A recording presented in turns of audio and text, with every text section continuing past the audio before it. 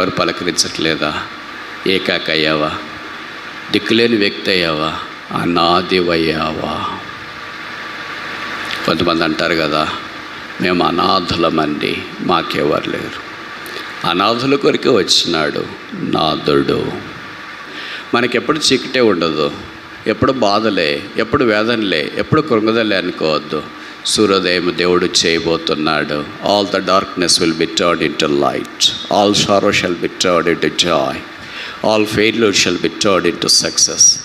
ప్రతి ఓటమి విజయంగా మార్చబడుతుంది, ప్రతి కన్నీరు ధనస్సుగా మార్చబడుతుంది, ప్రతి కృంగుదల సంతోషంగా మార్చబడుతుంది, దుఃఖము నెట్టూరు పెగిరిపోతుంది. సూర్యోదయం మగుచుండగా యేసు దారిని నిలిచెను. కొంతమంది మొబైల్ యాప్స్ ద్వారా అప్పులు తీసుకున్నారు, కట్టలేకపోతున్నారు.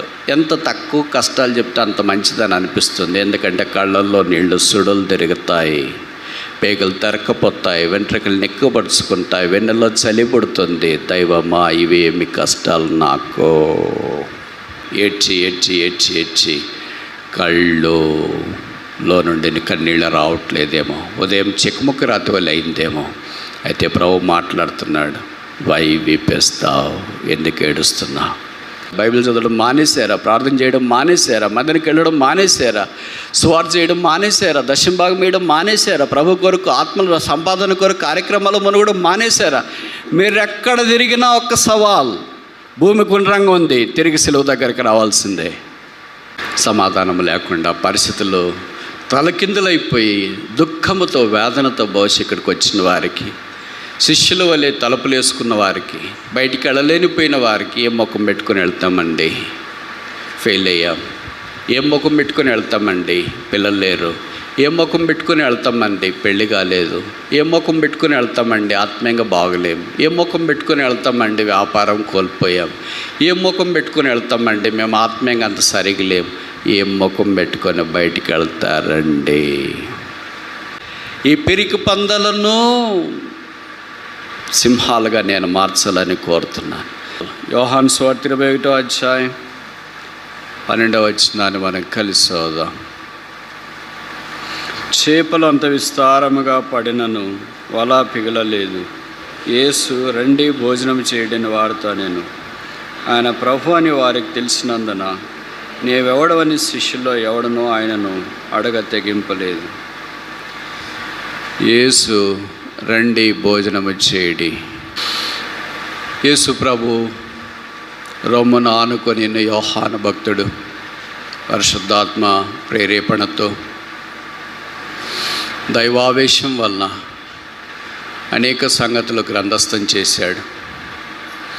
అవన్నీ రాయాలంటే చేసినవన్నీ గ్రంథస్థం చేసిన మినహాయించి అది వీలు కాదు అన్న సంగతి కూడా గ్రంథస్థం చేయబడింది. యేసు ప్రభు యొక్క జీవిత సత్యాల్లో ఆయన పుట్టుక, జీవన శైలి, సిలువ, పునరుత్థానం, తిరిగి ఆయన రాబోట, ఇవన్నీ ప్రాముఖ్యమైన సంగతులు. దాంట్లో యేసు ప్రభు యొక్క పునరుత్థానము, resurrection of Christ is vital and key. అది ముఖ్యమైనది.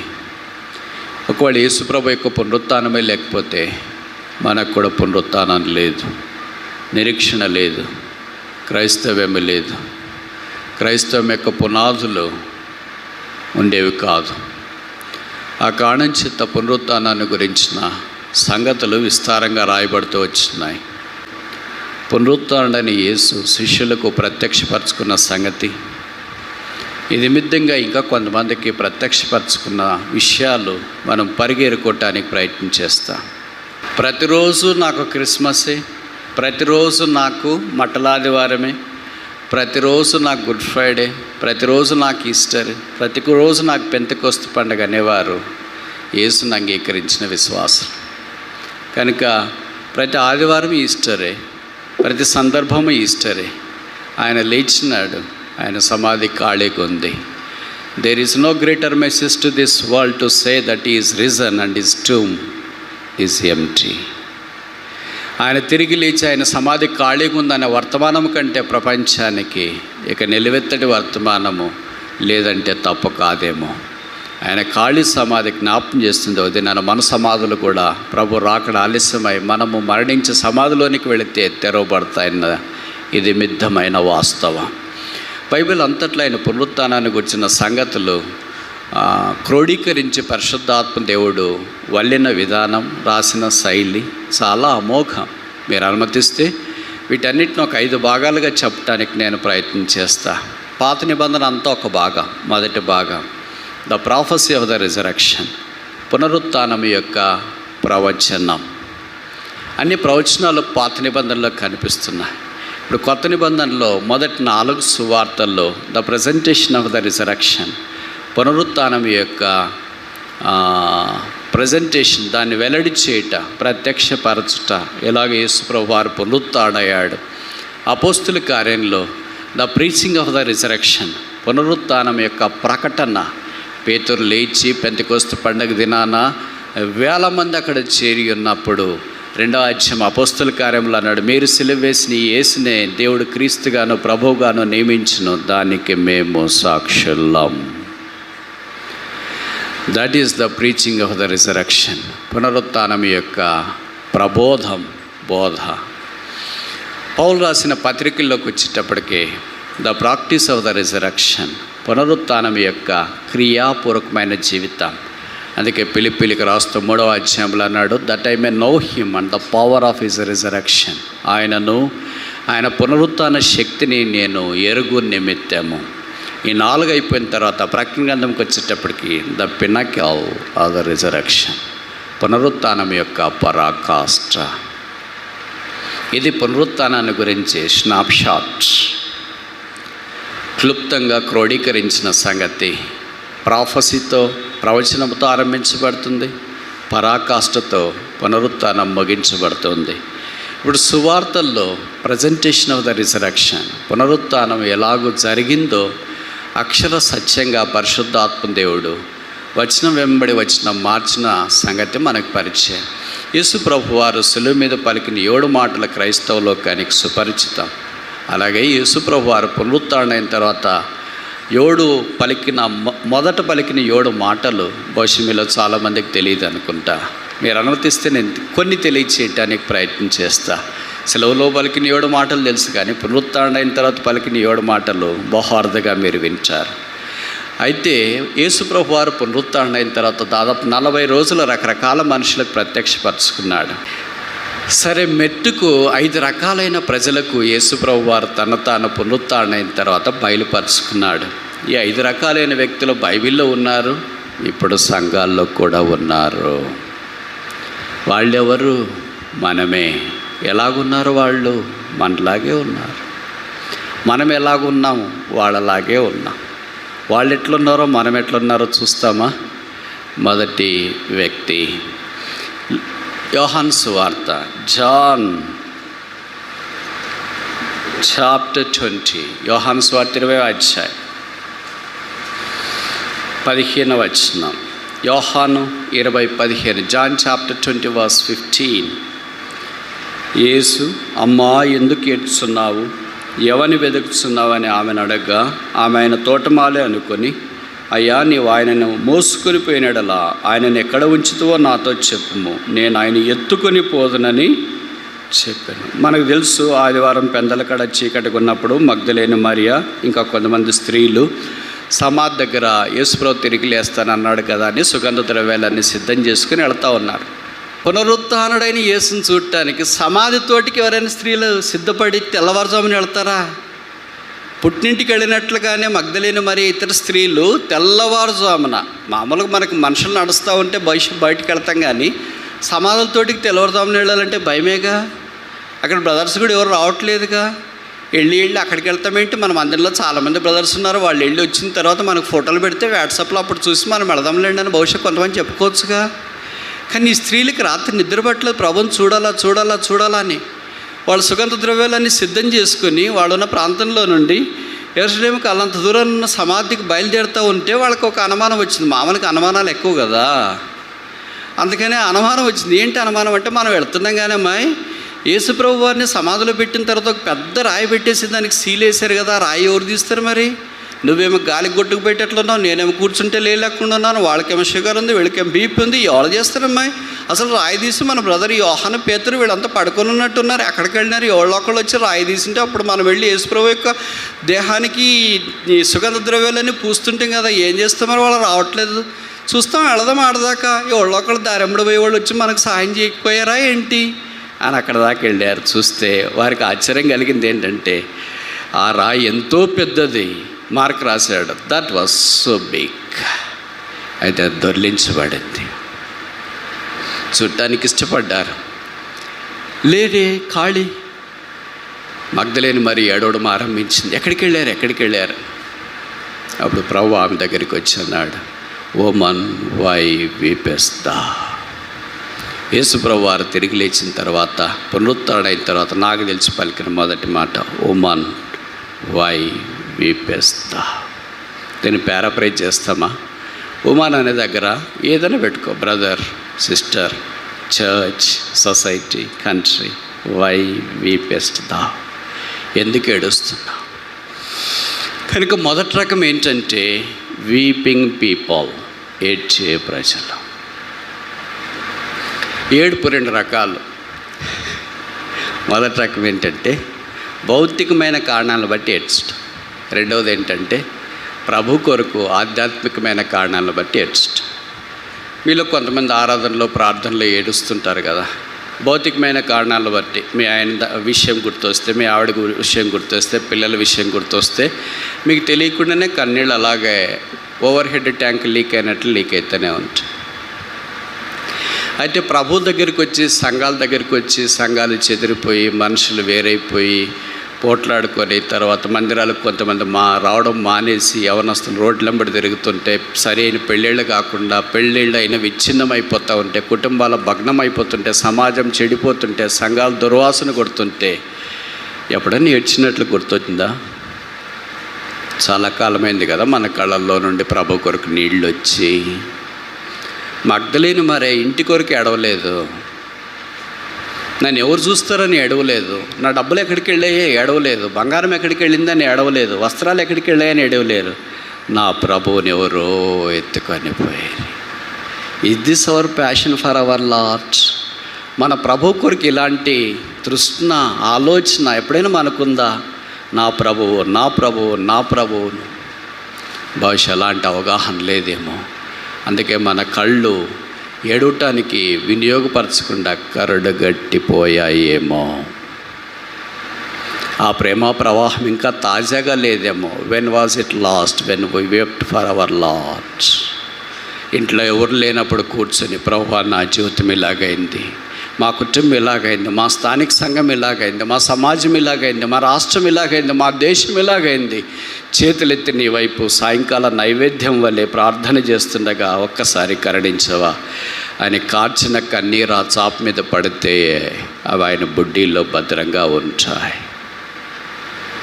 కర్చీపు తడిచిపోయినట్లు గుర్తులేదు, దిండు తడిచిపోయినట్లు గుర్తులేదు, మన దగ్గర ఉన్న బట్ట తడిచిపోయినట్లు గుర్తులేదు. దేవుని కొరకు ఏడ్చింది. మగ్దలేని మరియా అలాంటి ఆశ కలిగింది. ఆమె ప్రభు దేహాన్ని గురించి ఆశ. ప్రభు దేహము అనంటే సంఘము. ఆయన దేహం అంటే సంఘము, ఎందుకంటే ఆయన శిరస్సు, దేహం మనం. కనుక మొదటి రకం ఏంటంటే వీపింగ్ పీపుల్, ఏడ్చేవాళ్ళు ఉన్నారు. ఆయన ఏమంటున్నాడంటే అలాంటి వాళ్ళ కొరకు, వై వీపెస్ట్ థౌ?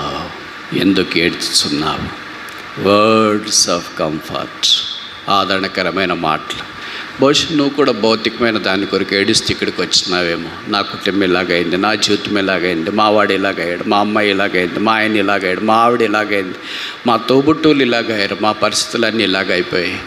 ఎన్ని సమస్యలు చెప్పుకోలేని అన్ని సమస్యలు ఉన్నాయి. కొంతమంది మొబైల్ యాప్స్ ద్వారా అప్పులు తీసుకున్నారు, కట్టలేకపోతున్నారు. ఎంత తక్కువ కష్టాలు చెప్తే అంత మంచిదని అనిపిస్తుంది. ఎందుకంటే కళ్ళల్లో నీళ్లు సుడులు తిరుగుతాయి, పేగులు తెరకపోతాయి, వెంట్రుకలు నెక్కుపరుచుకుంటాయి, వెన్నెల్లో చలి పుడుతుంది. దైవమా, ఇవేమి కష్టాలు నాకు. అయితే ప్రేమించే ప్రభు ఉన్నాడు, ఒకే ఒక్కడు. ఆ స్త్రీ దగ్గరికి వచ్చి పలకరిస్తూ ఉన్నాడు. ఆ ఊర్లో ఎంతోమంది ఉంటారు కదా, వాళ్ళు ఎవరు రాలేదేంటి అక్కడికి? రాజులు ఏమయ్యారు? హేరోదు ఏమయ్యాడు? అన్న ఏమయ్యాడు? కయప ఏమయ్యాడు? పిలాతు ఏమయ్యాడు? ఇరుగు పొరుగు వారంతా ఏమయ్యారు? పిలాతు భార్య ఏమైంది? దేవుడు ఒక సామాన్యమైన స్త్రీని పలకరించినట్లు మనల్ని కూడా పలకరిస్తున్నాడు. నేను ఎవరు పలకరించట్లేదా? ఏకాక అయ్యావా? దిక్కులేని వ్యక్తి అయ్యావా? అనాథివయ్యావా? కొంతమంది అంటారు కదా, మేము అనాథులమండి, మాకెవరు లేరు. అనాథుల కొరికి వచ్చినాడు నాథుడు.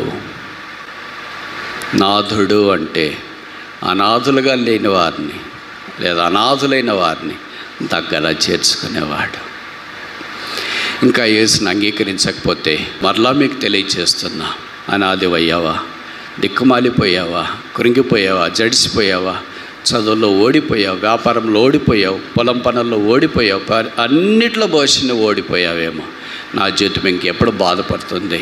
ఏడ్చి ఏడ్చి ఏడ్చి ఏడ్చి కళ్ళులో నుండి కన్నీళ్ళు రావట్లేదేమో. ఉదయం చెక్కుముక్కు రాతి వల్ల అయిందేమో.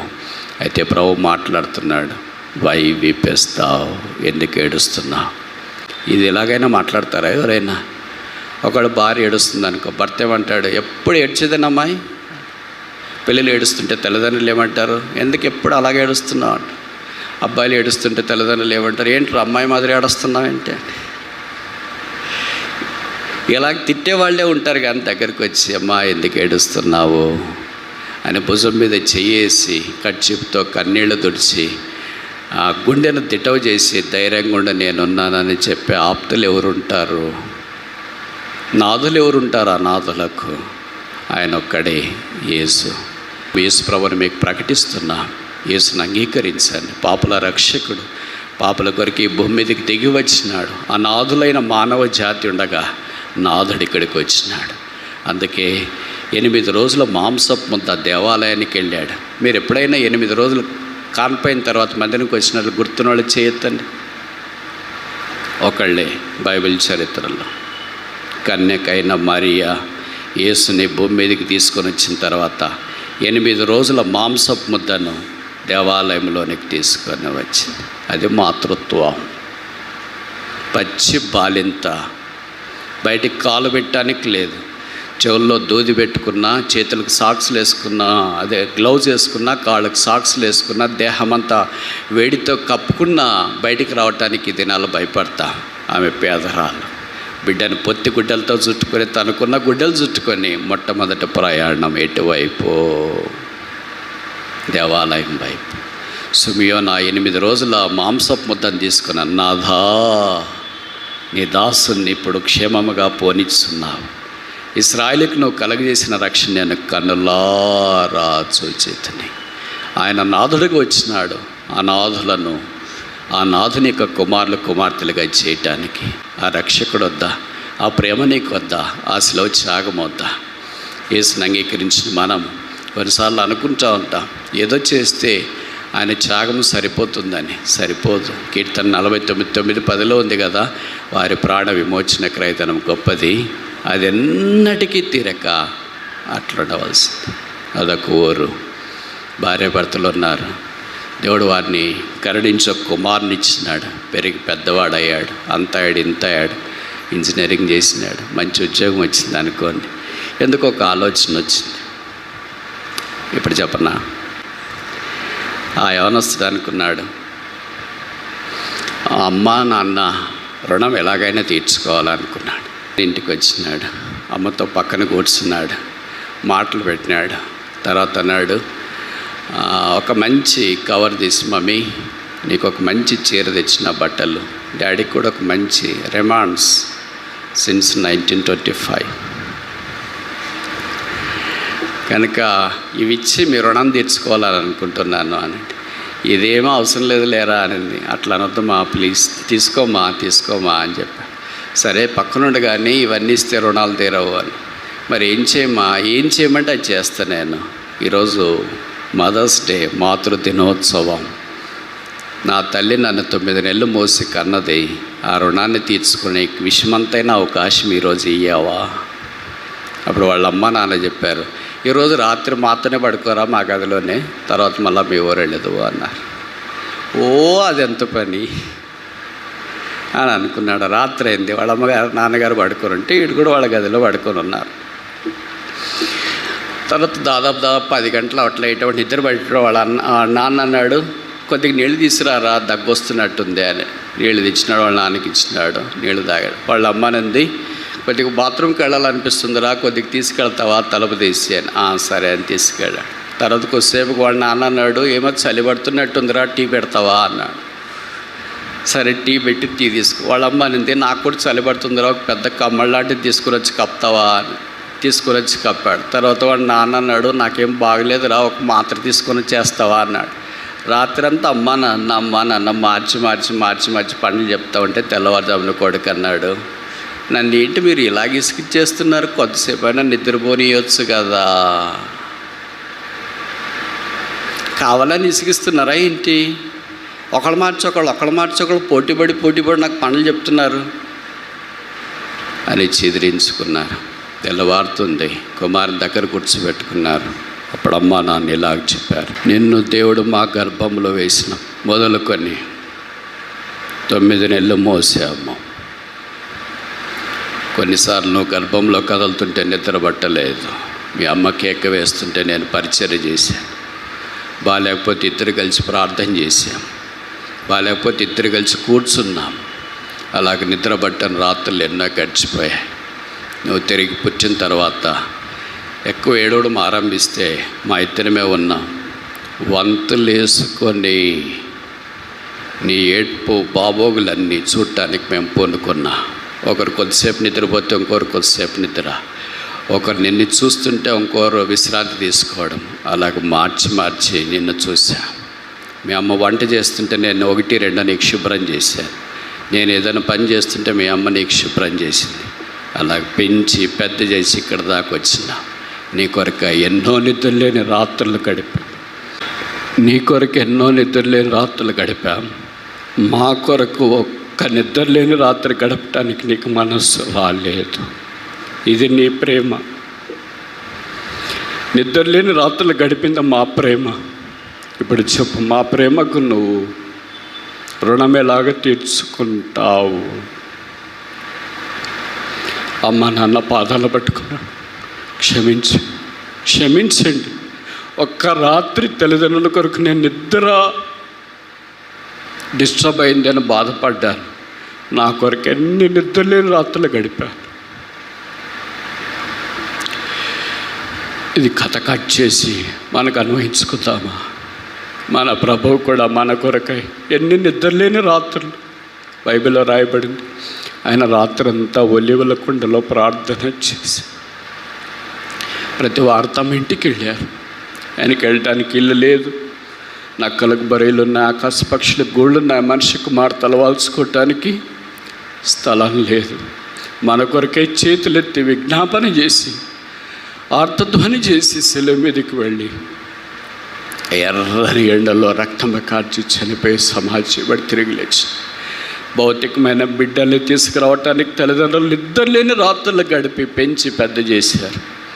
ఆత్మీయమైన కుమార్తెలుగా మనల్ని తీసుకురావటం కొరకే మన పరలోకపు తండ్రి ఇశ్రాయేలును కాపాడువాడు, కునకడు, నిద్రపోడు దైవమా. ఇది ఏమి ప్రేమ! భౌతికమైన తల్లిదండ్రుల రుణాన్నే మన జన్మలో తీర్చుకోలేమే. ఆ పరలోకపు తండ్రి యొక్క రుణాన్ని తీర్చుకొనడం సంభవమా? వీలవుతుందా? సాధ్యమా? నిద్రలేని రాత్రులు, అన్నము లేని రాత్రులు, పస్తున్న రాత్రులు, జాగరణలతో ఉన్న రాత్రులు, ఉపవాసముతో ఉన్న రాత్రులు, క్షోభతో సమస్యలున్న రాత్రులు ఆ యేసునాథుడు భూమి మీద ఉన్నప్పుడు మన కొరకు అనుభవించిన. ఇప్పుడు ఆయన అంటున్నాడు, ఎందుకు ఏడ్చుచున్నావు? ఇంకా నీ ప్రేమ తగ్గలేదా? ఇంకా నన్ను దాటిపోలేదా? ఇంకా నన్ను గురించి పట్టించుకునే ఉన్నావా? ఇంకా నా విషయం ఎంత బాధ ఉందా? ఎప్పుడైనా ప్రభు కొరకు ఏడ్చినట్లు గుర్తుందా? జీవితం దగ్గరకు వస్తుంది, మైన ఒత్తి వల్లే కరిగిపోతుంది. రాబోతున్నాడు. ఆరోగ్యం క్షీణించిపోతున్నాయి, పరిస్థితులు ప్రతికూలంగా మారిపోతూ ఉన్నాయి. చుట్టుపక్కలంతా యేసుని ఎరగని వారు పాతాళం వైపు పరుగులు తీస్తున్నారు. యేసు ప్రభు సిలువను అడ్డం పెట్టి వెళ్ళొద్దు వెళ్ళొద్దు వెళ్ళొద్దు వెళ్ళొద్దు అని ఆపుతూ ఉన్నాడు. కొంతమంది నరకం వైపు ఆ సిలువలో నుండి దూరి కింద నుండి వెళ్ళిపోతున్నారు. ప్రభువైన యేసునందు విశ్వాసం ఉంచు, అప్పుడు నీవును నీ ఇంటి వారును రక్షణ పొందుతారు. మొదటిది ఏంటంటే వీపింగ్ పీపుల్, ఏడ్చే ప్రజలు. ప్రభు ఇచ్చిన మాట కంఫర్టింగ్ వర్డ్స్, ఆదరించే మాటలు. రెండోది చూస్తామా, యోహాను 20:19. ఆదివారం సాయంకాలమున శిష్యులు యూదులకు భయపడి తాము కూడి ఉన్న ఇంటి తలుపులు మూసుకొని ఉండగా యేసు వచ్చి మధ్య నిలిచి, మీకు సమాధానం, పీస్ బి అంటూ యూ. పునరుత్థానం యొక్క వర్తమానం ఏంటి? What is the message of the resurrection? Peace be unto you, సమాధానము కలుగును గాక. Then what is the message of Christmas? Christmas యొక్క వర్తమానం ఏంటి? లూకా సువార్త 2:10 భయపడకుడి, ఇదిగో ప్రజలందరికీ కలుగబో మహా సంతోషకరమైన సువర్తమానం నేను మీకు తెలియజేస్తున్నాను. దావీదు పట్టణం అందరూ నేను రక్షకుడు మీ కొరకు పుట్టినాడు అయిన ప్రభు అయిన క్రీస్తు. దానికిదే మీ కానవాళ్ళు ఒక శిశువు పొత్తి గుడ్డలతో చుట్టబడి పశువుల తొట్లో పరుండబెట్టబడినట మీరు చూచెదరు.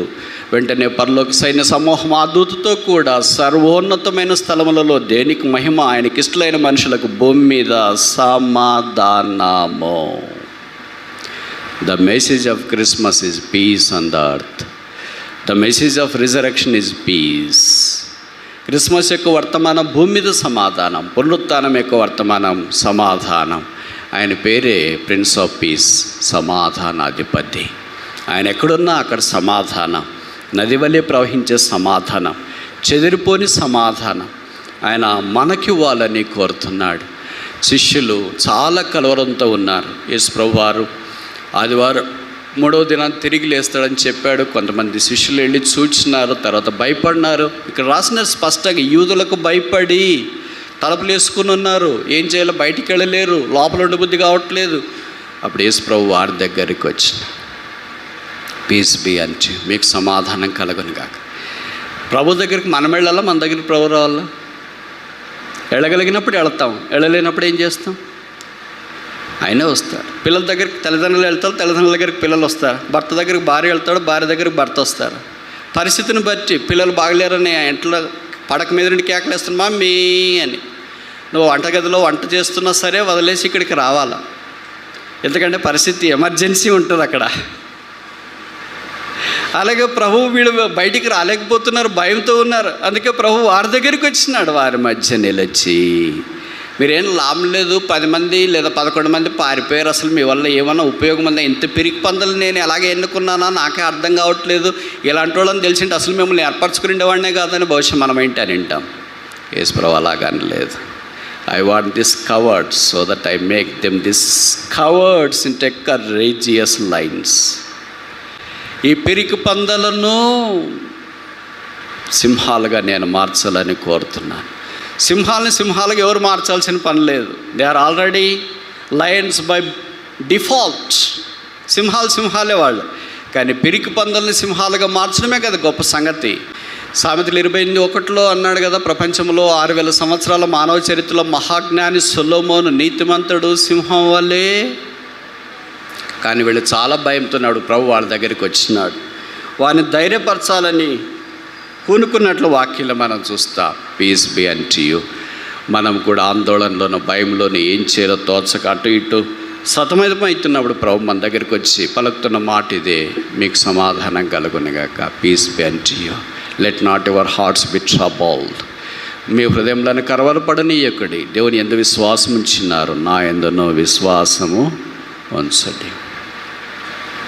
సమాధానం లేకుండా పరిస్థితులు తలకిందులైపోయి దుఃఖముతో వేదనతో బహుశా ఇక్కడికి వచ్చిన వారికి, శిష్యుల వలె తలుపులు వేసుకున్న వారికి, బయటికి వెళ్ళలేనిపోయిన వారికి ఏం ముఖం పెట్టుకొని వెళ్తామండి? ఫెయిల్ అయ్యాం. ఏం ముఖం పెట్టుకొని వెళ్తామండి? పిల్లలు లేరు. ఏం ముఖం పెట్టుకొని వెళ్తామండి? పెళ్ళి కాలేదు. ఏం ముఖం పెట్టుకొని వెళ్తామండి? ఆత్మీయంగా బాగలేము. ఏం ముఖం పెట్టుకొని వెళ్తామండి? వ్యాపారం కోల్పోయాం. ఏం ముఖం పెట్టుకొని వెళ్తామండి? మేము ఆత్మీయంగా అంత సరిగా లేము. ఏం ముఖం పెట్టుకొని బయటికి వెళ్తారండి? మీకు ముఖం లేదు కనుక ఆయనే మీ దగ్గరికి వచ్చిన. అందుకని మీకు సమాధానం కలుగును గాక. వర్డ్స్ ఆఫ్ కంపాషన్, కనికరముతో కూడిన మాటలు ఆయన కనికరం గల ప్రభువు. మూడవది చూస్తామా? లూకా సువార్త 24వ అధ్యాయం. లూకా 24వ అధ్యాయం. లూకా సువార్త 24వ అధ్యాయం 17వ వచనం. ఆయన మీరు నడుచు ఒకరితో ఒకరు చెప్పుకొనిచున్న ఈ మాటలు ఏమని అడగగా వారు దుఃఖముఖులై నిలిచిరి. 15లో యేసు తానే వచ్చి వారితో కూడా నడిచిను. ఇక్కడ తెలుసు కదా మనకు భార్య భర్తలు, క్లైప్ ఆయన భార్య అయి ఉండొచ్చు, బహుశా మనకు స్పష్టంగా తెలియదు వాక్యము, ఈ విషయం సైలెంట్గా ఉంది, కానీ క్లైప్ ఆయన గురించి రాశారు. వీళ్ళిద్దరూ పండగకి వచ్చినారు, పస్కా పండగకి. ఎక్కడికి వచ్చారు? యెరూషలేంకి వచ్చినారు. వాళ్ళ ఊరేంటి? ఎమ్మాయి. ఎమ్మాయి అంటే అర్థం ఏంటి? హాట్ స్ప్రింగ్స్, వేడి బుగ్గలు, వేడి నీళ్లను బయటికి తెచ్చే వేడి నీటి బుగ్గలు అని. అక్కడి నుండి ఇక్కడికి దాదాపు 7 మైళ్ళు, అంటే ఒక 10 కిలోమీటర్లు ప్లస్ ఉండొచ్చు. నడిచి వచ్చినారు, పేదలు అనుకుంటా వాళ్ళు. అందుకే వాళ్ళకి గాడిద కూడా లేదు. గుర్రాలు, గాడిద లేకపోతే గుర్రం ఎలాగొస్తుంది? నడిచి ముందే వచ్చేసారు పస్కా పండగకి. బహుశా మట్లాదివారానికి కూడా అక్కడ ఉన్నారేమో యెరూషలేములో. తర్వాత పస్కా పండుగ సందర్భం వచ్చినప్పుడు యేసుప్రభు సిలువ దగ్గర క్లెయోపా భార్య కూడా ఉన్నట్లు మనకు అర్థమవుతా ఉంది. ఆ తర్వాత యేసుప్రభు వారు సమాధి చేయబడి తిరిగి లేచిన తర్వాత వీళ్ళు ఇంకా వాళ్ళ ఊరికి బయలుదేరిపోయారు. అయిపోయింది కదా ఇంకా పండగ అని. ఇద్దరే వెళుతున్నారు. దుఃఖముఖులై వెళ్ళిరి, దుఃఖముఖులై నిలిచిరి, దుఃఖముఖులై నడిచిరి. మూడో రకం ఏంటంటే వరింగ్ పీపుల్. రెండో రకం చెప్పానా? వెయిటింగ్ పీపుల్, కనిపెట్టుకుని ఉండేవారు. కానీ ఇప్పుడు మూడో రకం ఏంటంటే వరింగ్ పీపుల్, దుఃఖముఖులై ఉన్నారు. అంతా ఆలోచన, చింత. అయ్యో ఇలాగ అయిపోయింది, మనం చాలా భవిష్యత్తు పెట్టుకొని ఉంటమే, యేసుప్రభు వారు మనతోనే ఉంటాడు, మన ఇంటికి వస్తాడు, మనకు అన్ని సాయం చేస్తాడని అనుకుంటా ఉంటమే. ఉన్నట్టుండి ఆయన సిలువ వేసేసారు. ఆ తర్వాత ఆయన చనిపోయాడు, సమాధి చేయబడి తిరిగి లేచినాడు అంటున్నారు. ఇంక ఇంతకుముందు ఉన్నట్టుగా ఇప్పుడు ఉండలేడు కదా, ఇంతకుముందు వచ్చినట్టుగా మన దగ్గరికి వచ్చి పరిచయం చేయలేడు కదా అని వారు భయభ్రాంతులు అయిపోయి దుఃఖముఖులై ఆ మార్గంలో వెళుతున్నట్లు వాక్యం మనం చూస్తా. ఈ లూకాలో చెప్పబడింది, యేసు తానే వచ్చి వారితో కూడా నడిచాడు. Jesus drew himself and walked with them. మామూలు పెళ్లి కార్డులు, ఆహ్వాన పత్రికల మీద ఈ పదం వేసుకుంటారు. యేసు తానే వచ్చి వారితో కూడా. ప్రభు మేము ఎంఏ గ్రామానికి వెళుతున్నాము, దారిలో దొంగలు, తర్వాత పాములు, తేళ్ళు ఇలాంటివన్నీ ఉంటాయి, దారిలో మీరు మాకు సాయం చేయని వాళ్ళు ప్రార్థన కూడా చేసుకోలేదు. ఎందుకంటే ప్రార్థన చేసుకోలేనంత దుఃఖముఖులై ఉన్నారు. నేను ఇలాగ చెప్పినాను, మీరు కూడా దుఃఖంగా ఉన్నప్పుడు ప్రార్థన మానేయద్దండి. చెప్పిన వాక్యాలు గుర్తుండవు కానీ ఇలాంటివి భలే గుర్తుంటాయి. బ్రదర్ చెప్పినాడు ప్రార్థన చేయకపోయినా పర్వాలేదు అని. కాంటెక్స్ట్ అది కాదు. దుఃఖములో, బాధంలో, వేదనలో ఉన్నప్పుడు వారికి పాపం అది కూడా చేసుకోవాలనే ఆలోచన రాలేదనుకుంటా. మరి అంత దుఃఖంలో వారు ప్రయాణం కట్టారు. ఇప్పుడు చెప్పండి, ఒక 8 కిలోమీటర్లు అంటే ఒక 10 కిలోమీటర్ల మార్గంలో ఒకే దంపతులు వెళుతుంటారా? ఇక్కడ నుండి మీరు సంగారెడ్డికి వెళ్ళాలనుకోండి, ఇప్పుడంటే మీకు నేషనల్ హైవే ఉంది, బాంబే హైవే కనుక మస్తుగా వెళ్తుంటారు. మామూలుగా ఊరు ఉంది అనుకోండి, ఆ దారిలో ఒకే దంపతులు వెళ్తారా? ఇంకా చాలామంది వెళ్తుంటారా? ఎంతోమంది వెళ్తారు ఒక ఊరి నుండి ఇంకొక ఊరికి. యెరూషలేం అనేది ముఖ్యంగా కేంద్రం కదా, ఇక్కడ నుండి చాలామంది వెళ్తూ ఉంటారు కదా. హైదరాబాద్ నుండి రకరకాలుగా వెళ్తూ ఉంటారు. అలాగే ఎంతోమంది వెళ్తున్నారు. యేసు వాళ్ళ దగ్గరికి వెళ్ళలేదు. దంపతులు వెళ్తుండొచ్చు, ఒంటరిగా ఉన్నోళ్ళు వెళ్తుండొచ్చు, ముసలోళ్ళు వెళ్తుండొచ్చు, గాడిద మీద వెళ్ళేవాళ్ళు, గుర్రాల మీద వెళ్ళేవాళ్ళు, జట్కాల మీద వెళ్ళేవాళ్ళు, రథాల మీద వెళ్ళేవాళ్ళు, రకరకాలుగా వెళ్తున్నారేమో. కానీ యేసు వారి దగ్గరికి వెళ్ళినట్లు వాక్యం మనం చూడం.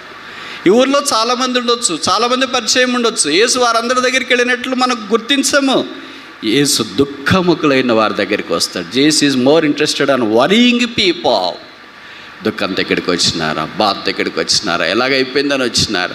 యేసుప్రభు వాళ్ళని కలిసి ఏంటి చాలా దుఃఖంగా ఉన్నారంటే, అయ్యో ఏం చెప్తామండి, యేసుప్రభు అని ఆయన్ని సిలువ వేసేసారు, సమాధి చేసేసారు, 3వ దినాన ఆయన లేచినాడు, ఇంకా మా బాధలు కాకుండా ఎలాగుంటుందండి. ఇప్పుడు ఊరికి వెళ్ళిపోతే ఇరుగు పొరుగు మా అమ్మలో వాళ్ళు వీళ్ళు పరిచయం ఉన్న వాళ్ళు ఏమైంది మీ యేసు అని చాలా చెప్తూ ఉంటారు.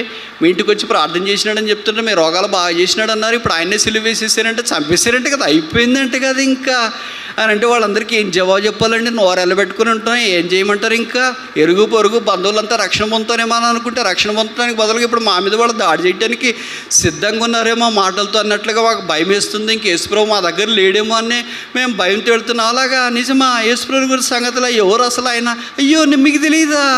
రాలేదా మీరు? యెరూషలేములో సంగతులన్నీ మీకు తెలియదా? అయ్యో ఎంత అమాయకులండి. అమాయకులు ఆయన వీళ్ళ. యోసేపు సహోదరులు కూడా యోసేపు దగ్గరికి వచ్చి వాళ్ళు గూఢచారుల వల్లే ఉన్నారని యోసేపు వారిని మాట్లాడుతున్నాడు. అసలు మీరు గూఢచారులే, నాకు చాలా అనుమానం వస్తుంది, వేగజుట్టానికి వచ్చేసారు. అయ్యో లేదండి, మా నాన్నగారు చాలా ఆత్మీయుడండి. అరికి మేము 12 మంది అబ్బాయిలు అంటే, మరి 12 మంది అంటే 10 మంది వచ్చారు, మిగతా వాళ్ళు ఏమైపోయారు? ఒకటి చాలా చిన్నోడండి, మా నాన్నగారు వారిని వదిలిండలేడండి. మరి ఇంకోటి సంగతి ఏమైంది? వాని సంగతే అండి.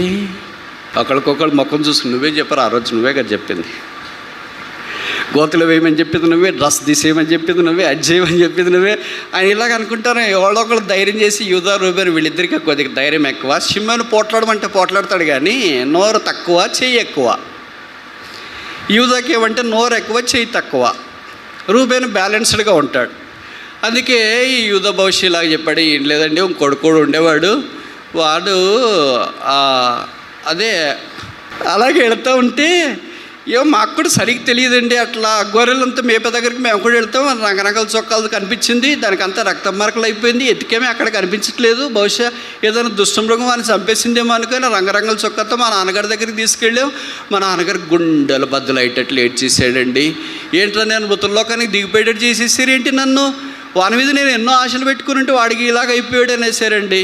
వాడు చనిపోయాడు. యోసేపు లోపల అనుకుని ఉంటాడు, ఉప్పాడ పట్టు చీరలు వేసేవాడు కూడా ఇంత చక్కగా అల్లరా మీరు అల్లనట్ల కథలు బాబోయ్, ఏం అల్లేశారు కథలు. ఉప్పాడ పట్టు చీరలు నేసే అతగాడు కూడా ఇంత చక్కగా అల్లలేరు బాబాయ్, భలే అల్లేశారు మీరు కథలు. ఆ లోపల అనుకున్నాడేమో. అన్నోళ్ళు అంటే చాలా మమకారం, ప్రేమ కనుక ఆ తర్వాత మాట్లాడుతూ వచ్చినాడు, I am Joseph whom thou hast so loved. మీరు అమ్మి వేసిన యోసేపును నేనే. యేసు తను బయలుపరుచుకున్నాడు. ఆ తర్వాత జరిగిన సంగతి మనకు పరిచయం. యేసు తానే వచ్చి వారితో మాట్లాడుతున్నట్లు వాక్యం మనం చూస్తాం. ఇప్పటిదాకా 3 రకాలైన మనుషులు చూసిన. మొదటి రకం ఎవరు? వీపింగ్ పీపుల్, ఏడ్చే ప్రజలు, వర్డ్స్ ఆఫ్ కంఫర్ట్, ఆదరణకరమైన మాటలు. రెండవ రకం ఎవరు? వెయిటింగ్ పీపుల్, కనిపెట్టుకొని ఉండేవారు, వర్డ్స్ ఆఫ్ కంపాషన్, కనికరం కలిగిన మాటలు. మూడవ రకం ఎవరు? Worrying people. వరీయింగ్ అంటే దుఃఖముఖులైన వాళ్ళు. వీళ్ళకి ఆయన ఇచ్చే మాట్లాడాడు words of consolation, words of courage, ధైర్యంతో కూడిన మాటలు. 4వ 5వ చూసి ముగిస్తామా? యోహాను సువార్త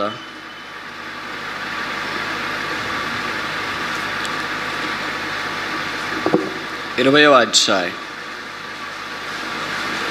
జాన్ చాప్టర్ 20 verse 27. యోహాను 20:27. తర్వాత తోమాను చూచి, నీ వ్రేలిడు చాచి నా చేతులు చూడము, నీ చేయి చాచి నా ప్రక్కలో ఉంచి అవిశ్వాసివి కాక విశ్వాసివై యుండుమనెను. 26వ వచనంలో మరలా 8 దినాల తర్వాత, అంటే తోమా అక్కడ లేడు కదా, 10 మందే ఉన్నారు కనుక 8 దినాల తర్వాత మళ్ళీ ప్రభువారు తోమా ఉన్నప్పుడు వచ్చినాడు. ఇప్పుడు తోమాకు జ్ఞాపకం చేసి లేదా తాను కనపరుచుకోవటానికి ఇష్టపడినట్లు వాక్యలో మనం చూస్తాం. ఈ ఆదివారం ఉన్న 10 మంది దగ్గరికి యేసుప్రభు వెళితే మళ్ళీ సోమవారం ఎప్పుడో తోమా కలిసినాడేమో ఎక్కడైనా చాట్ బండారు దగ్గర, ఎక్కడో ఎక్సర్సైజ్ దగ్గర, గ్రౌండ్ దగ్గర, వాకింగ్ దగ్గర, జాగింగ్ దగ్గర ఎక్కడో కలిసినట్టున్నాడు అనుకుంటా. మేము యేసుప్రభు చూసామని నేను వచ్చేసాడు రా, నువ్వు రాలేదేంటి అని జోకలు చెప్పొద్దురా. అలాగే చూస్తారు మీరు యేసుప్రభు నేను సమాధిలో ఉంటే. లేదు మేము చూసాం, మా దగ్గరికి వచ్చినాడు మాట్లాడాడు, అసలు ఎంత బాగుంది, అసలు నువ్వు మిస్ అయ్యో తెలుసా. మరలా ఇదే జోక చెప్తున్నారంటే మిస్ అయ్యాను. నేను అంత మీ మాదిరి తేలిగ్గా నమ్మే రకం కాదో తెలుసా. ఆయన చేతిలో నా వ్రేలు పెట్టాలా, ఆయన ప్రక్కలో నా చేయి పెడితే కానీ నేను నమ్మే రకం కాదు. అసలు నేనంటే మీకు తెలియదు అనుకుంటా, నా సాలిడ్ అమ్మా మన విశ్వాసం అంటే ఏమనుకున్నావు అని అన్నాడేమో. వాళ్ళేం దాని గురించి అంత పెద్ద పట్టించుకోలేదు. ప్రభు దాన్ని విన్నాడు. 8 రోజుల తర్వాత సహవాసాన్ని వదిలిపెట్టి 8 రోజులు అయింది. 8వ రోజు వచ్చినాడు కదా. ఎలాగైనా ఎక్కడికి వెళ్తాడు, భూమి గుండ్రంగా ఉందని ఇక్కడికి రావాల్సింది తప్ప ఇంకెక్కడికి వెళ్ళలేరు. కొంతమంది అలాగే అనుకుంటుంటారు, భూమి గుండ్రంగా ఉందని ఎక్కడికి తిరిగినా ఇక్కడికి రావాల్సిందే. జీవితంలో ఓడిపోయారా, సోలిపోయారా, డస్సిపోయారా, బైబిల్ చదవడం మానేశారా, ప్రార్థన చేయడం మానేశారా, మందిరికి వెళ్ళడం మానేశారా, సువార్త చేయడం మానేశారా, దశంభాగం వేయడం మానేశారా, ప్రభు కొరకు ఆత్మల సంపాదన కొరకు కార్యక్రమాలు మనగడం మానేశారా. మీరు ఎక్కడ తిరిగినా ఒక్క సవాల్, భూమి గుండ్రంగా ఉంది, తిరిగి సిలువ దగ్గరికి రావాల్సిందే. రాదలుచుకున్న ఎడలు ఎవడైనాను నా యొద్దకే రావాలను, నేను యెహోవాను. బైబిల్లో రాయబడ్డ మాట ఇది. అంతకు మించి ఎక్కడికి వెళ్ళలేము. ఎందుకంటే అంతకు మించి ప్రేమించే ప్రేమ ప్రవాహము ఎక్కడా లేదు. అలాగే తోమా దగ్గర తిరిగి తోమా వచ్చినాడు. దేవుడు ఆయనతో మాట్లాడడం ఆరంభించినాడు. తోమా, ఇప్పుడు నీ చేయి చాపి నా ప్రక్కలో ఉంచి నీ వ్రేలు చాపి నా చేతిలో పెట్టు. బైబిల్లో రాయబడిన మాట ఏంటంటే, తోమా ఇంకేం మాట్లాడలేదు. నా ప్రభువా, నా దేవా. This is a single solitary solid spiritual Sublime confession of a failure. మనిషి యొక్క పతనాన్ని ఒప్పుకోవటానికి ఇంతకంటే ఇంక చిన్న పదము బహుశా బైబిల్ ఎక్కడ కనపడదంటే తప్ప కాదేమో. నా దేవా, నా ప్రభువా, నా దేవా. ప్రభు ఆయన్ని కరుణించినాడు. మనం ఏమనుకుంటామంటే ఒక్కని కొరకు యేసుప్రభు ఎందుకు వచ్చినాడు? మనకు మనుషులంతా ఎలా కనిపిస్తారంటే ఒక్కడే, ఒక బ్రదర్, ఒక సిస్టర్, ఒక బ్రదర్, ఒక సిస్టర్. ప్రభుకు ఒక్క వ్యక్తి ఒక్కడుగా కనిపించరు. ఇప్పుడు నేను చెప్పిన తోమా కొరకు ఎందుకు వచ్చినాడని చెప్పంటారా వద్దా? వింటారా లేదా? నమ్ముతారా లేదా? అలాగే మనకు కూడా జరుగుతుందని నమ్ముతారా లేదా? నమ్మాలా? వినాలా? చెప్తాను. ఎందుకో తెలుసా? దేవుడు తోమాను ఒక తోమా వ్యక్తిగా, he hasn't seen him as a individual entity.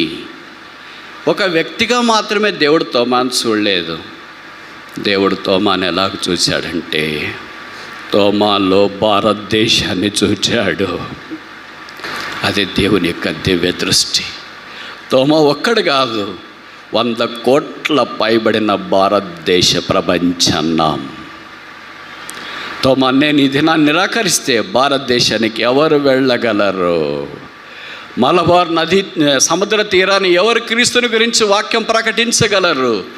చీకటి లోకములోనికి యేసుక్రీస్తు ప్రభువైన దివ్య వెలుగుని ఎవరు తీసుకుని రాగలరు? చీకట్లో ఉన్న మానవాళి కొరకై కాగడను తీసుకుని వచ్చి వెలిగించే అపోస్తులుడు ఎవరు? తోమా, తోమా, తోమా. ఇది నా దేవుడు నన్ను ఒక్క వ్యక్తిగా చూడట్లేదు.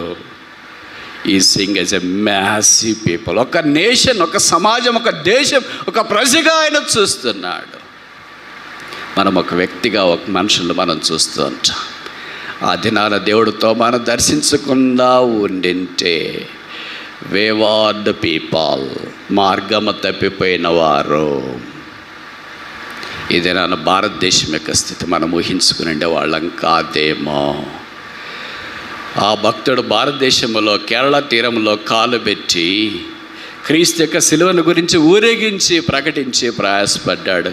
కాలక్రమేణా దేవుడు రకరకాల భక్తులను లేపినాడు. ఇలాగ వారు తీసుకుని వచ్చి కాలం సంపూర్ణమైనప్పుడు సువార్త వెలుగు క్రీస్తు యొక్క శిలువను గురించి మనకు ప్రకటించినాడు. ఈ దినాన వెలుగులో నడవట కొరకు ఇష్టపడుతూ వచ్చిన ఆ దినాన యేసు 8 దినములు అయిన తర్వాత తోమా వారితో ఉన్నప్పుడు దర్శించకుండా ఉండింటే, తోమా లోకములో కలిసిపోయింటే, భారతదేశంలోనికి సువార్త రాకుండా పోయింటే, భారతదేశం చీకట్లో మగ్గిపోతూ ఉండింటే, లోక రక్షకుని ఈ దినాన మనం ఎరిగిండే వారం కాదు. That is the depth of Lord's visitation. ప్రభు ఒక మనిషిని దర్శిస్తే అలాగ దర్శిస్తాడు. That is the length of his visitation. ప్రభు ఒక మనిషిని దర్శిస్తే అంత పొడవుగా మనిషి దగ్గరికి ఆయన దూసుకొని వెళ్ళాలని కోరుతున్నాడు. దాదాపు 2000 సంవత్సరాల మానవ చరిత్ర అంతటినీ దేవుడు ఆ పునరుత్థాన దినాన చూశాడంటే తప్ప. ఎన్నిసార్లు ఓడిపోయాం. మనల్ని మనమే చూసుకుంటున్నాం. నేనే, మా ఇల్లు, మా భర్త, మా భార్య, మా కొడుకు, కూతురు, ఇలాగే మనం ఆలోచిస్తుంటాం. దేవుడు మనల్ని ఒక్క ఎంటైటీగా ఆలోచించట్లేదు.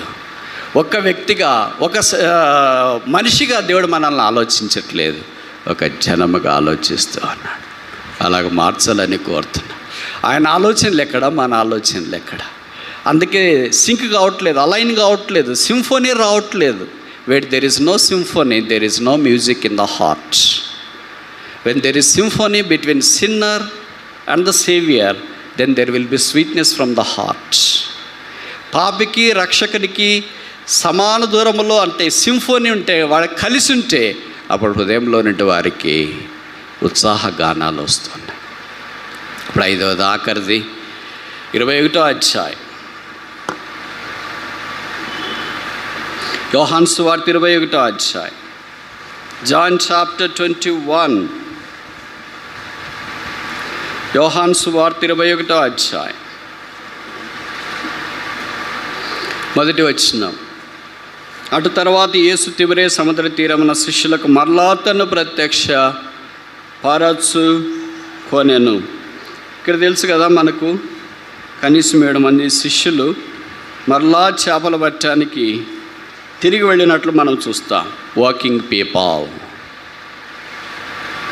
పనిచేసేవాళ్ళు.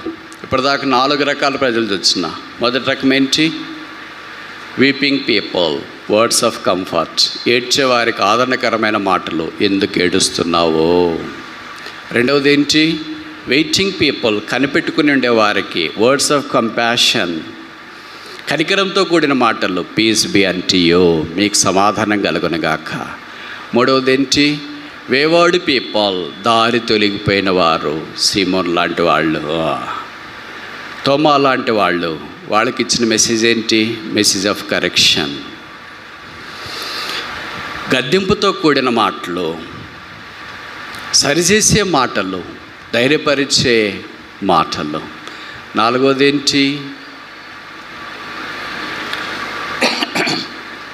ఏంటి? మర్చిపోయా. ఓకే, వరింగ్ పీపుల్, వారికి ప్రభువారు తను ప్రత్యక్షపరుచుకుంటూ వచ్చి. ఇప్పుడు 5వ ఆఖరి చూస్తే వాకింగ్ పీపుల్, పనిచేసే వాళ్ళ దగ్గర ప్రభు వచ్చినాడు. శిష్యులందరూ కలిసి చేపలు పడుతున్నారు, వారికి ఏం దొరకలేదు. ఉదయకాలం ప్రభు వారి దగ్గరికి వచ్చినాడు. బైబిల్లో రాయబడిన సూర్యోదయం మగుచుండగా యేసు దారిన నిలిచాను. మనకెప్పుడు చీకటే ఉండదు, ఎప్పుడు బాధలే, ఎప్పుడు వేదనలే, ఎప్పుడు కృంగదలే అనుకోవద్దు. సూర్యోదయం దేవుడు చేయబోతున్నాడు.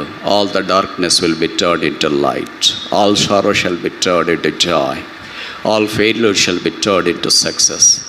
ప్రతి ఓటమి విజయంగా మార్చబడుతుంది, ప్రతి కన్నీరు ధనస్సుగా మార్చబడుతుంది, ప్రతి కృంగుదల సంతోషంగా మార్చబడుతుంది, దుఃఖము నెట్టూరు పెగిరిపోతుంది. సూర్యోదయం మగుచుండగా యేసు దారిని నిలిచాను. శిష్యులతో మాట్లాడడం ఆరంభించినారు. ఏమైనా పట్టారంటే ఏం పట్టలేదన్నారు. అయితే ధోని ప్రక్కన వల వేయడి అని అన్నారు. ప్రక్కన వల వేసినారు. కుడి ప్రక్కన 153 చేపలు పట్టారు, లాగలేకపోయారు. అంతదాకా వారికి ఆయన ప్రభు అని తెలియలేదు, ఎవరో అనుకున్నారు. అప్పుడు యోహాన్ అన్నాడు, దిస్ ఈజ్ లార్డ్, ఈయన ప్రభు సుమి అని. పేతురు అనుకున్నాడు, బహుశా ముందే చెప్పిండొచ్చు కదరా, చివర్లో చెప్పావు ఈయన ప్రభు అని. ఇప్పుడే నేను కూడా గుర్తుపట్టింది, ఆయనే కదా మనకి ఇలాంటి మాటలు చెప్తాడు. వేరే వాళ్ళు వచ్చి చెప్తారా ఏంటి? దళాల్లో వచ్చి ఇలాంటి మాటలు చెప్తారా? మనం అంటే పడినోళ్ళు వచ్చి ఇలాగ చెప్తారా? ఆయన ప్రభువు కదా, అందుకే ఈయన ప్రభు సుమి అనేటప్పటికి పేతురు ఉన్న పాటన సముద్రంలోకి దూకినాడు. తర్వాత సంగతి నాకంటే మీకు బాగా తెలుసు. ఆయన ఎందుకు మరి తిరిగి లేచినాడు అంటే, సముద్రంలోకి దూకినాడు మళ్ళీ బయటకు ఎందుకు వచ్చినాడు అని అంటే, వస్తాడు, ఎందుకంటే ఈతొచ్చు కదా. ఈత రాకపోయింటే అలాగే పోయింటాడు. ఎందుకు దూకాడంటే, నాలాంటి వాడు యేసుప్రభుని ఎదుర్కోకూడదు. ఎందుకంటే నేను బొంకినాను, పారిపోయినాను, సిలువ దగ్గర లేను. కానీ నాలాంటి వాడు ఆయన ముఖం చూడకూడదు. నాలాంటి వాడు యోగ్యుడు కాదు ఆయన దగ్గర ఉండటానికి. నాలాంటి వాడు ఆయన శిష్యుడని అనిపించుకోవడానికి యోగ్యుడు కాదు. నాకు భూమి సమాధి కూడా ఉండకూడదు. ఇక్కడ పేతురు సమాధానం రాయకూడదు. ఎవరన్నా వచ్చి ఆల్ సోల్స్ డే రోజు ఇక్కడ ప్రార్థనలు కూడా చేయకూడదు. పేతురు సమాధానం ఫోటోలు కూడా తీసుకోకూడదు. I am none other than a dead person and my corpse can not be float. నేను చనిపోయిన వాడిని, నా శవం నీళ్ళలో కూడా తేలకూడదు, అందుకని నేను దూకేశాను. God sees that humility down to the core. లోపలికి వెళ్ళిపోయినా తగ్గింపు దేవుడు చూసినాడు. ఆయన తీసుకున్న చూడు పైన నిలబెట్టి. ఇప్పుడు శిష్యులతో చెప్తున్నాడు, ఏమైనా పట్టినారా భోజనానికి, ఏమైనా ఉన్నా అంటే, ఏమున్నాయి బ్రో, ఏం లేవు, వీ కాట్ నథింగ్. మొదట్లో. తర్వాత 153 చేపలు తీసుకొని రండి అన్నారు. తర్వాత ప్రభు వారి కొరకాయ సిద్ధం చేసినాడు అక్కడ ఉదయకాలమే. ఇది యేసు ప్రభు స్పెషల్, అందుకనే మీరు వచ్చి తినండి. చూడండి, మార్నింగ్ బ్రేక్ఫాస్ట్ ఎలాగ అరేంజ్ చేసినాడు యేసు ప్రభు. మామూలుగా మనం బ్రేక్ఫాస్ట్ అంటే ఉదయకాలం అంటే ఇడ్లీలు, సాంబార్లు, దోశలు ఎప్పుడు ఇవే. అందుకనే ఒకళ్ళు తల పట్టుకుండా అయిపోయాం. మీరు బైబిల్ బ్రేక్ఫాస్ట్ తినండి, మరి దెబ్బకు సెట్ అయిపోతారు అంతా. బైబిల్ భోజనాలు వాడంగానే మిగతావన్నీ వాడతాం. యూట్యూబ్లో చెప్తుంటారే కొంతమంది, అవంటే వాళ్ళు వాడి వాళ్ళు నష్టపోయి వేరే వాళ్ళకి చెప్పి వాళ్ళు నష్టపోయేటట్లు చేసి చైన్గా చేస్తారు. బైబిల్తో మాత్రం పొరపాటును కూడా చెప్పరు. ప్రభు వారికి మంచి ఫస్ట్ బాబీకి వడ్డించినాడు. కమన్ దాయిన్, వచ్చి భోజనం చేయండి. యేసు ప్రభు 2 విషయాలు చెప్పి ముగిస్తా. యేసు ప్రభు శిష్యులకు 3.5 సంవత్సరాల 2 సంగతులే గుర్తు చేసిన. మొదటి సంగతి ఏంటంటే, 21వ అధ్యాయం యోహాను సువార్త మొదటి 13 వచనాలు ఉంది కదా, దాంట్లో రాయబడింది ఏంటంటే క్యాచ్ ద ఫిష్, చేపలు పట్టండి. రెండవది ఏంటంటే తర్వాత వచనాల్లో చివరి దాకా ఫీడ్ ద షీప్, గొర్రెల మేపండి. Only 2 ministries. రిజరక్షన్ తర్వాత యేసు ప్రభు వారు సంఘానికి ఇచ్చిన 2 పరిచర్లు ఇవే, catch the fish, feed the sheep. చేపలేమో నీళ్ళలో ఉంటాయి, గొర్రెలేమో అడవిలో ఉంటాయి. 2 కష్టమైన పనులే. ఈ 2 పనులు వాళ్ళ దగ్గర కమ్ అండ్ ఈట్, వచ్చి భోజనం చేయండి. ఎవరు వచ్చి భోజనం చేయాలా? ఎవరైతే ఈ పనిలో ఉన్నారో, క్యాచింగ్ ఫిష్, ఫీడింగ్ షీప్, చేపలు పట్టే పనిలోనా గొర్రెలు మేపే పనిలో ఉన్న వాళ్ళకి ప్రభు పెట్టి పని చేసిన వాళ్ళకే కదా. తల్లిదండ్రులు ఏమంటారు, చాలా కష్టపడ్డవరా వచ్చి భోంచి అంటారు. కానీ పని చేయకుండా అట్లా ఇట్లా గాలికి తిరిగేసి ఎయిర్ ఫోర్స్లో దుమ్ముకి తిరిగేసి వచ్చినాడు అనుక, రానన్నా తిందవు. అలాంటి వాళ్ళు వచ్చి మా ఆకలి వేస్తుందంటే ఏమి పని చేసావురా, నువ్వు ఆకలి అవుతుంది అనుక, ఉదయం లేచి మొదలుకొని అటు ఇటు వెళ్ళేసి వచ్చావు, ఏం పని చేయలేదు, పాడు చేయలేదు, ఇదేం సత్రం అనుకున్నావా, మండపం అనుకున్నావా, ఏమనుకున్నావు? అటు ఇటు దారింపటి తిరిగేసి వచ్చి ఆకలి సమయానికి వచ్చి భోంచేసి తర్వాత వెళ్ళిపోవటానికి. ఇప్పుడు పని చేసేవాళ్ళకి ఇస్తాం, వారికే భోజనం. కమంటాయన్ వచ్చి భోజనం చేయడి.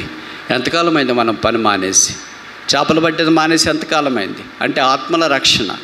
గొర్రెలు మెప్పియడం మానేసి ఎంతకాలమైంది అంటే ప్రభుతో కలిసి పని చేయటం. ఈ 2 పరిచయాలు దేవుడు సంఘానికి ఇచ్చినాడు. దేవునికి దూరం అయిపోయారు.